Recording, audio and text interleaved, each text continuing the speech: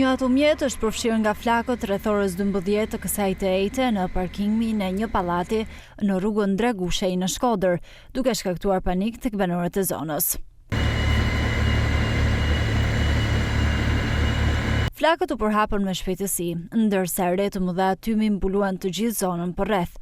Për shkak të situatës së krijuar, disa banor u detyruan të dalin nga banesat e tyre, nga frika e përhapjes së zjarrit dhe tymit në pallat.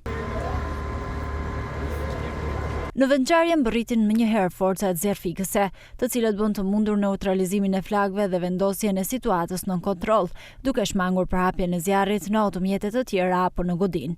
Sipas informacioneve paraprake, zjarri dyshohet të ketë nisur në një automjet të parkuar në pronësi të një shtetasi italian. Fatmirësisht nuk raportohet për persona të lënduar, ndërsa dëmet janë vetëm materiale. Ndërkohë, policia dhe grupi hetimor po punojnë për zbardhjen e plotë të shkaqeve që quajnë në rënjen e zjarrit.